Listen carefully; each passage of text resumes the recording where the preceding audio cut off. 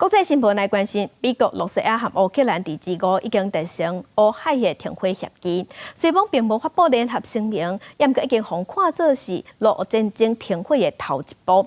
美国G5嘛表示，罗西亚和乌克兰已经同意伫海上和能源这部分爱停火，也过罗西亚是表示，美国一定爱命令泽伦斯基爱遵守协议。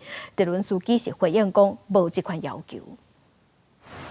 美国2甲乌克兰、Russia 达成协议，进行海上甲针对能源目标的攻击。华府同意推动解除对莫斯科的部分制裁。这摆会谈并不如期发布联合声明，加拿大境的2份声明，双方拢同意确保乌海航运安全，避免使用武力，而且禁止将商船用伫军事目的。不过明显，Russia 甲乌克兰依然是互相无信任。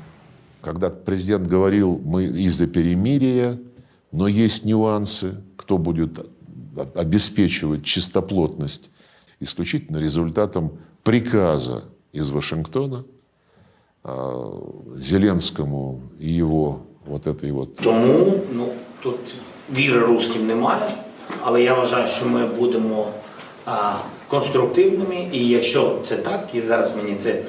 对拉夫洛夫所讲，华府下令泽伦斯基遵守协议的讲法，泽伦斯基表示无安尼要求。虽然双方依然有强大的敌气，美国总统川普依然指出，推动停火是有进展的。川普咧推动结束两边战争，甲 Russia 关系真紧修复。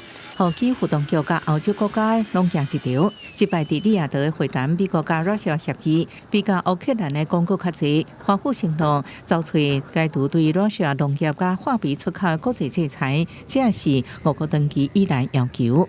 公司新闻，恩惠玲报道。